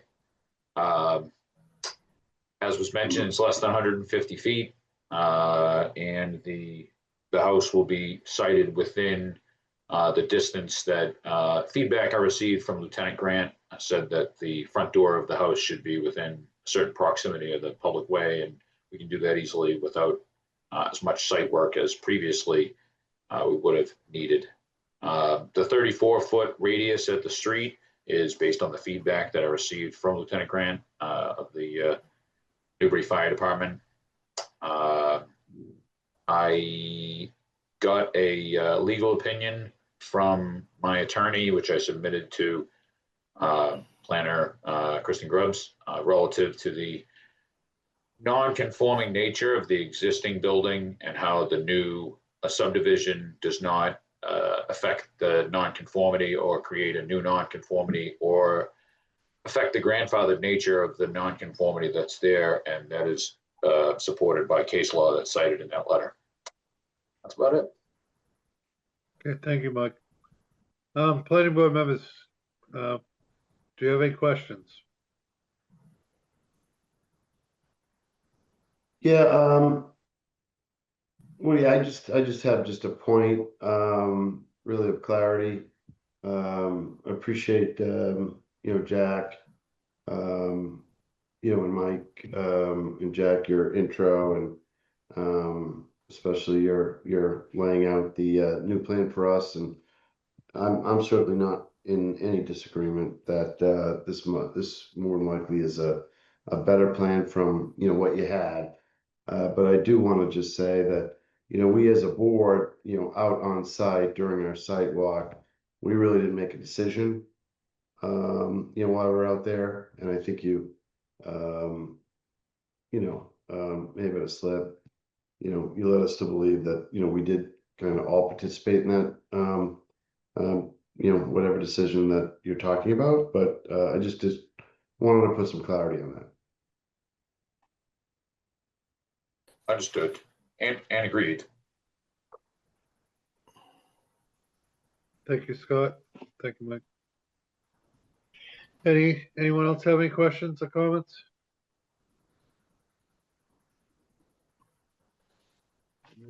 Hearing none. Kristen, is there anything you have to say on this? Any insight or comments? No, again, just to state for the public and the board, this is a preliminary subdivision, so it is sort of concluded with a one-page vote by the board within 45 days of the applicant's original submission. And generally that's, again, a one-pager of the vote gets filed with the town clerk. However, you know, nothing is recorded at the registry about this, and it still requires the applicant to go through the regular definitive subdivision process with the town, which has abutter notices and a public hearing as a part of that process. So, you know, Mike's aware of this, but I just wanted to sort of remind everyone of what this project was. Okay, thank you, Kristen. With that said, I'd entertain a motion to approve the preliminary application for a two-lot subdivision for 15 Central Street. So moved. Do I have a, thank you, Scott. Do I have a second? Second. Thank you, Steve. Roll call vote. Pete? Yes. Scott? Yes. Steve? Yes. And Mary? Yes. And I vote yes as well. All right, thank you, Mike. And Thank you very Jack. much. Yep, we'll Thank see you. soon. Thank you, everyone. Thank Yep, you. have a great night. You too. Moving on. We have Stowaway Storage LLC, DBA Newbury Self Storage Site Plan. 131 Newburyport Turnpike, 23 Sled Road. Assessors map R36-0-23. William DiFrancesco, excuse me. Owner, Eric Bodeman, Millennium Engineering. Request to close out the site plan, including review and approval of as-built plan and other conditions. Kristen, could you update the board on where we're at? Yep. An item discussed since last meeting, please. Yep, I think, you know, everything's been reviewed by the board and was and at the last meeting. I think at the last meeting, we discussed having some questions that had come up during the site visit about the property boundary between this property and at 101 Newburyport Turnpike. Is that the right address? 23 Sled Road and Newburyport Turnpike. Abuts 131. 131. Thank you very much. Yep, you're welcome.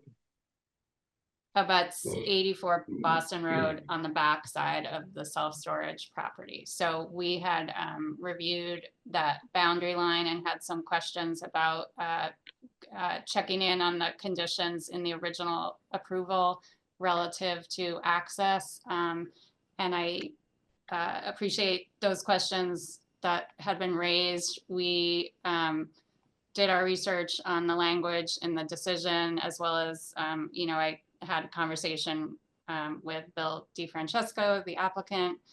For the record, the decision has findings that state that safety for vehicles is approved on the site and entering onto and egressing from the site will be maximized through continued use of the single point of entry and egress off of Route 1 and by the layout of the driveways to and around the buildings.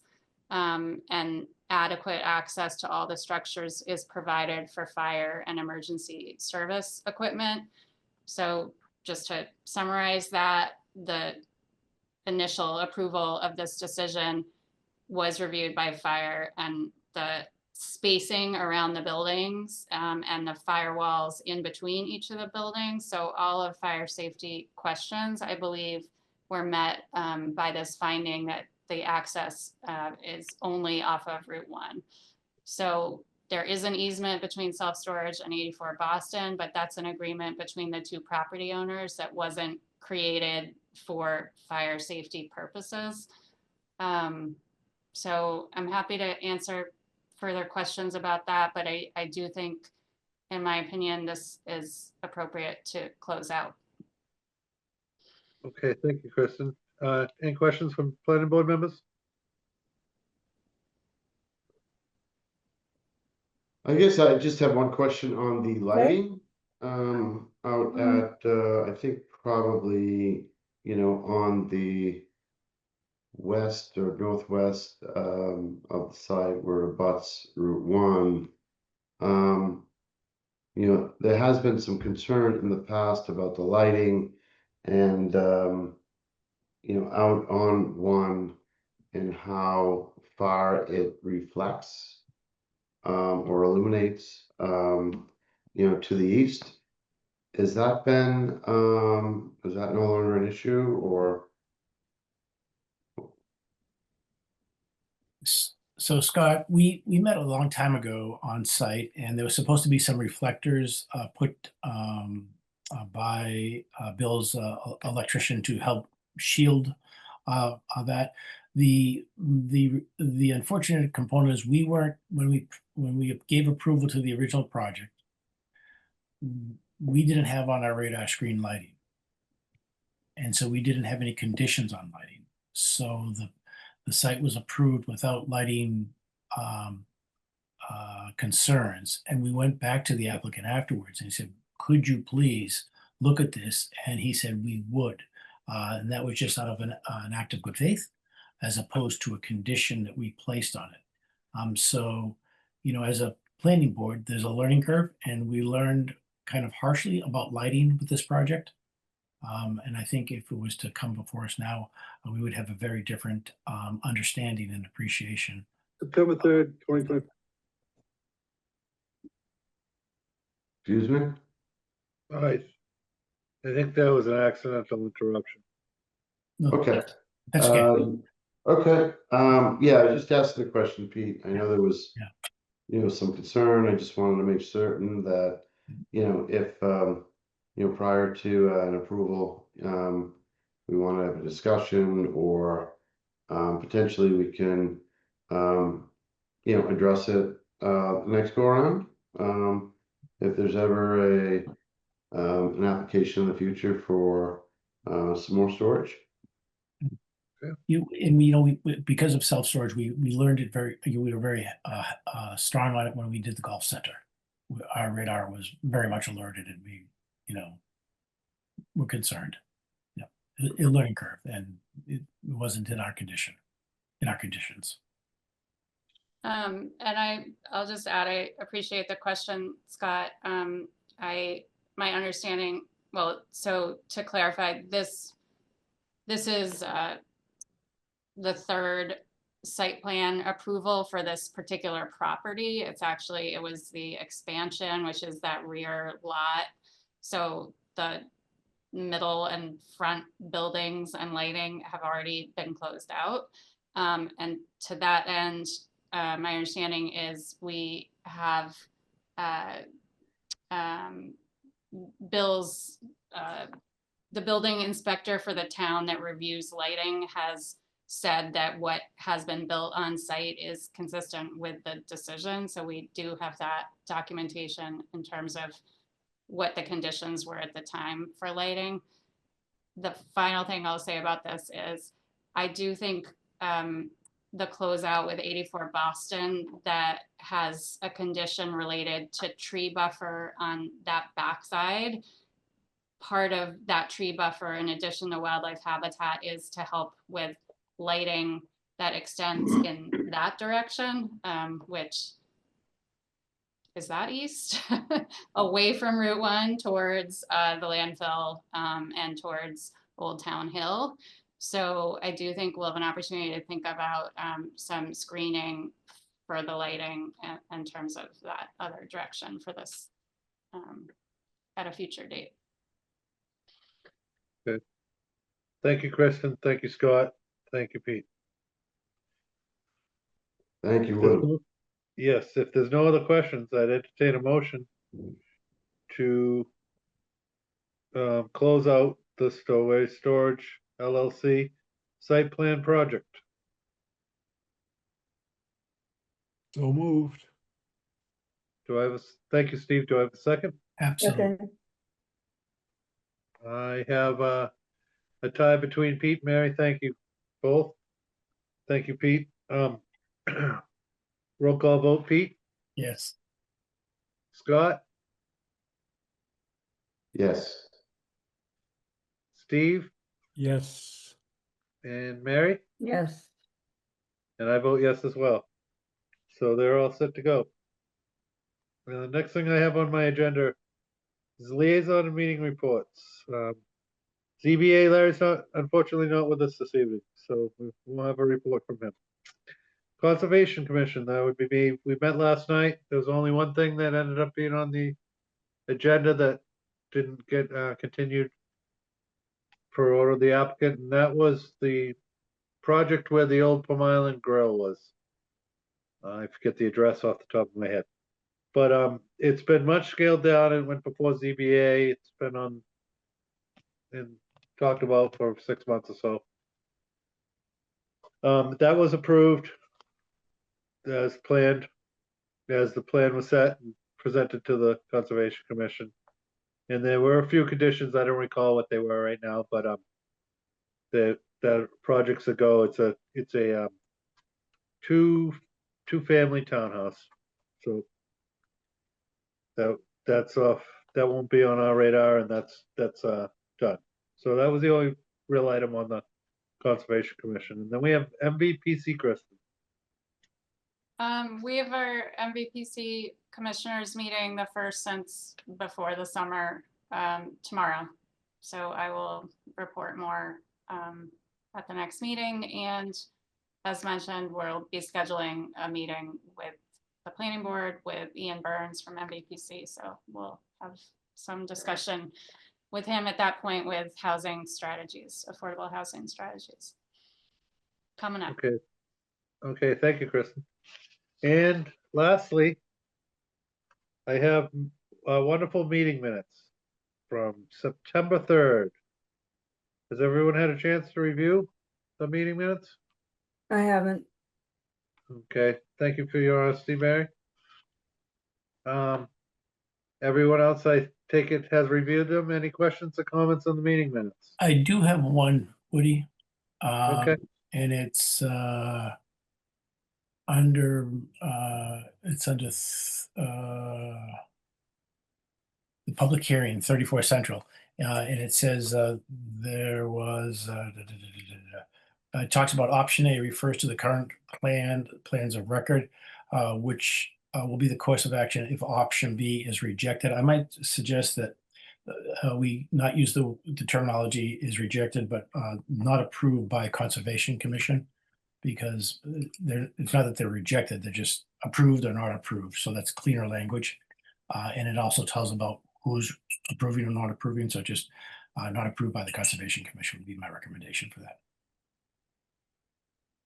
We'll make that change. Thanks, Sadie.